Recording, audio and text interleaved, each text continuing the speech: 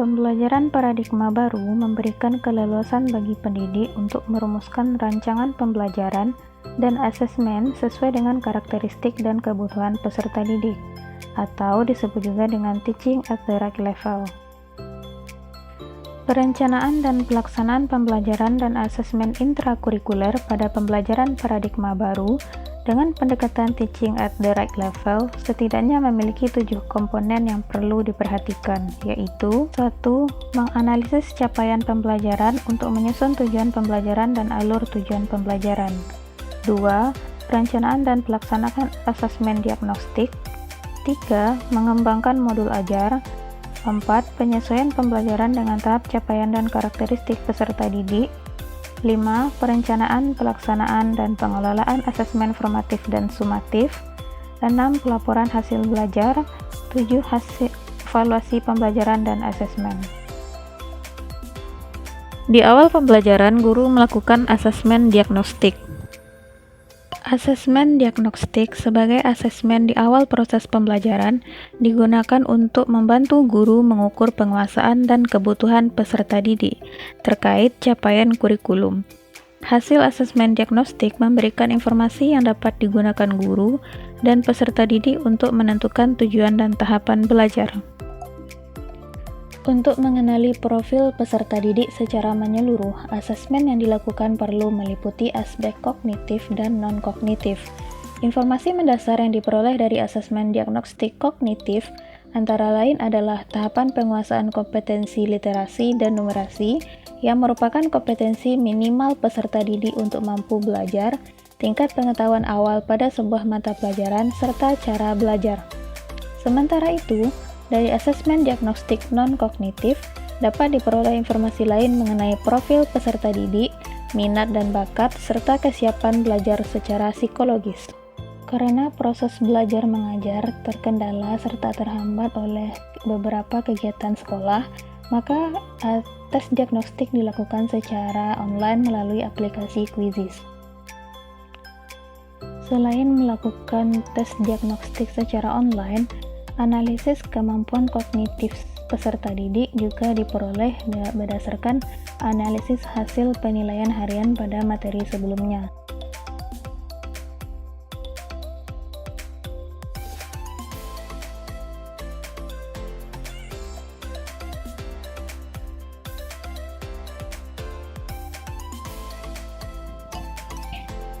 Capaian pembelajaran yang dipelajari pada pertemuan kali ini adalah, pada akhir fase E, peserta didik memiliki kemampuan menciptakan solusi atas permasalahan-permasalahan berdasarkan isu lokal, nasional, global terkait perubahan dan pelestarian lingkungan hidup. Adapun tujuan pembelajaran yang akan dipelajari adalah 1.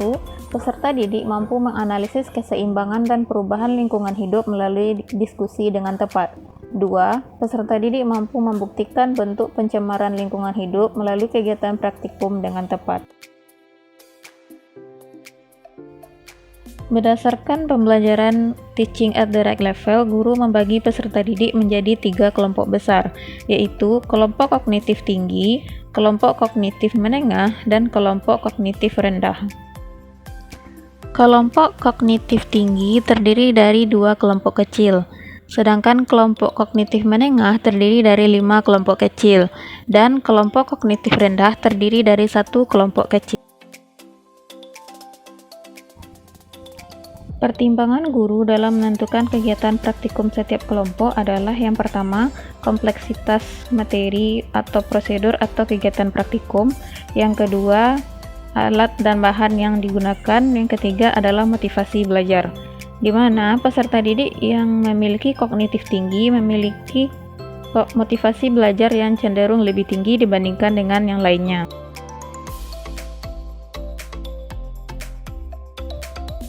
Pembagian kelompok praktikum yaitu kelompok 1 merupakan kelompok kognitif rendah, kelompok 2 sampai kelompok 6 adalah kelompok kognitif menengah, dan kelompok 7 dan 8 adalah kelompok kognitif tinggi.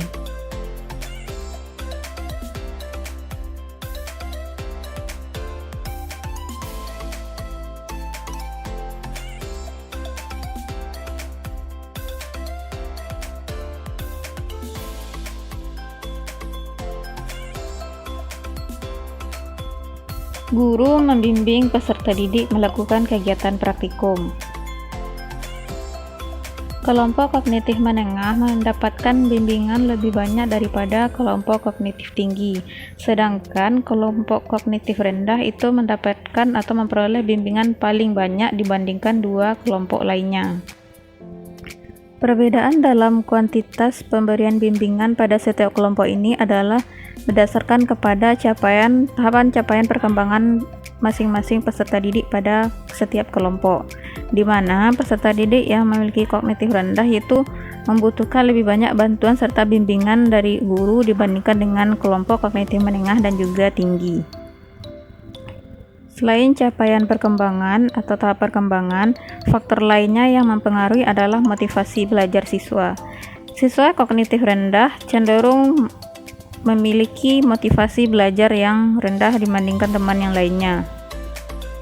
Jika diberikan suatu permasalahan yang lebih kompleks, maka mereka cenderung akan menyerah jika tidak menemukan solusinya. Oleh karena itu, perlunya bimbingan guru supaya proses tersebut dapat berjalan dengan baik, sehingga akhirnya kelompok kognitif rendah bisa mengejar ketertinggalannya dari kelompok yang lainnya.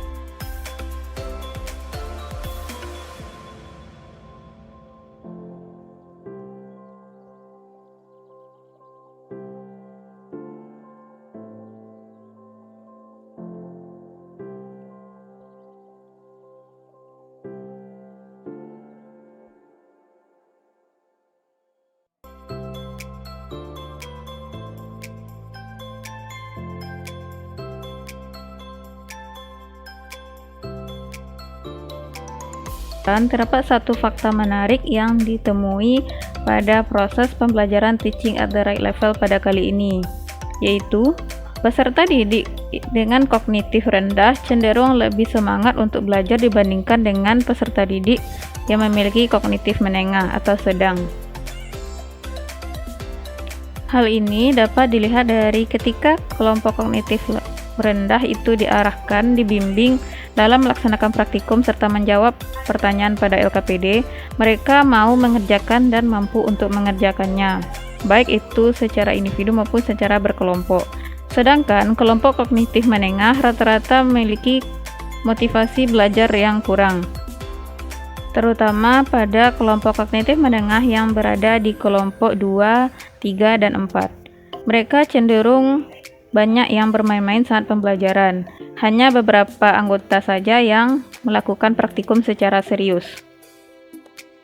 Meskipun sudah dibimbing dan diarahkan, masih terdapat satu atau dua orang dari masing-masing kelompok, yaitu terutama kelompok 2, 3, dan 4 yang cenderung tidak serius dalam melaksanakan kegiatan pembelajaran. Hal ini dapat dijadikan oleh guru sebagai refleksi dari proses pembelajaran yang telah dilakukan untuk memperbaiki proses pembelajaran selanjutnya.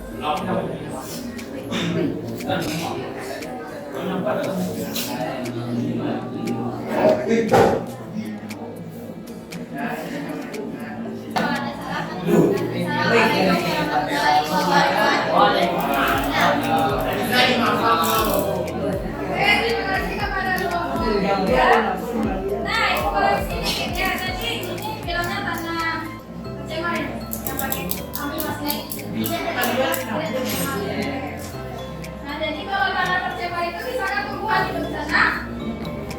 Tidak. Tidak. Apa salah satu contoh tanah percebal?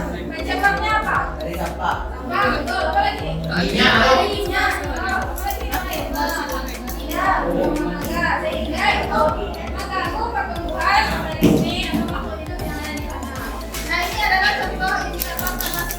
Kalau pH air di mana normal itu 6,5 sampai 7,5. Itu normal. Kalau netral itu pH-nya 7.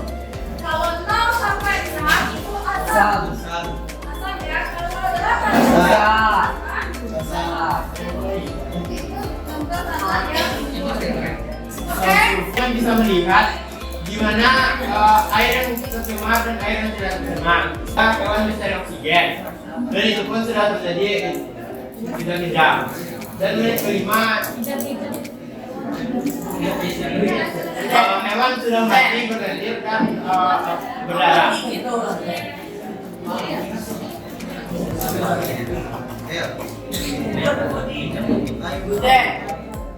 Terlihat dari air yang bersih, ikan tidak terjadi apa-apa. Nah, jadi dapat kita simpulkan bahwa kalau air tercemar itu bisa mengakibatkan hewan-hewan mati.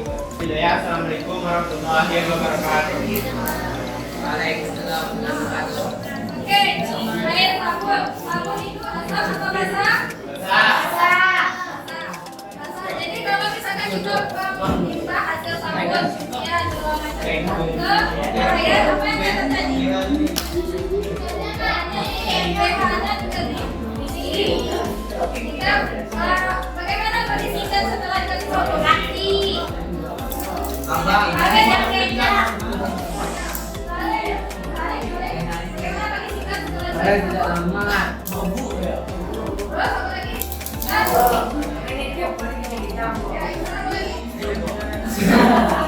Asli dari ikan pantau ini. Selanjutnya ini merupakan air bersih dari air keran di labor kita. Dan ini merupakan air tercemar, merupakan air yang dicampur dengan juga. Nah, seperti teman-teman lihat, ini merupakan ikan pada habitat aslinya dengan pH 0, berarti dengan pH 7 yang berasal netral. Ini merupakan ikan pada air keran. Terlihat agak gelisah. Kenapa sih dia gelisah? Karena dia kadar airnya pH-nya 6. pH 6 sudah masuk ke dalam asam. Air tercampur dengan limbah yang juga pada menit pertama ikannya mulai gelisah. Pada menit ketiga gerakannya mulai melambat dan badannya mulai membunyi.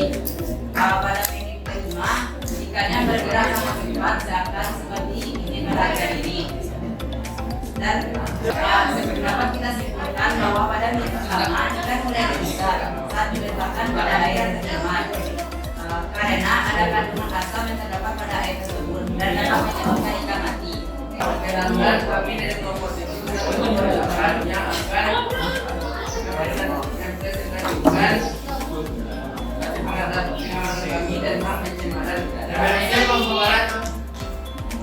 Dan coba dengarkan semuanya.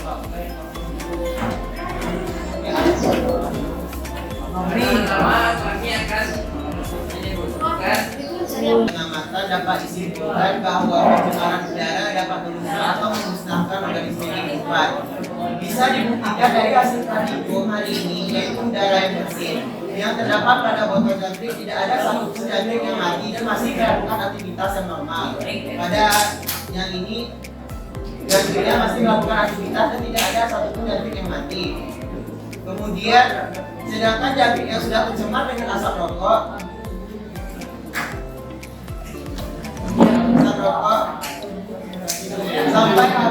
sampai habis satu tutup rokok. 5 ekor jangkrik tidak ada satupun yang hidup. Bisa dibuktikan dari praktikum hari ini. Maka dari itulah kita harus menjaga emisi udara agar hidup nyaman dan aman. Dari hasil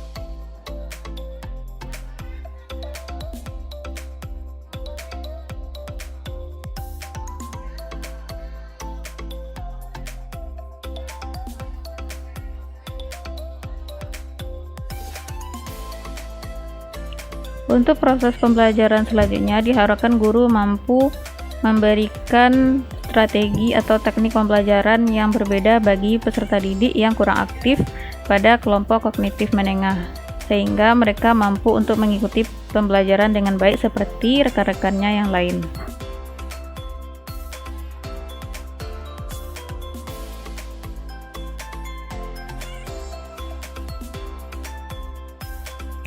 Demikianlah pembelajaran teaching at direct level pada proses pembelajaran siklus mandiri 1. Saya sebagai guru model mengucapkan mohon maaf atas segala kekurangan dan terima kasih telah menyaksikan video ini.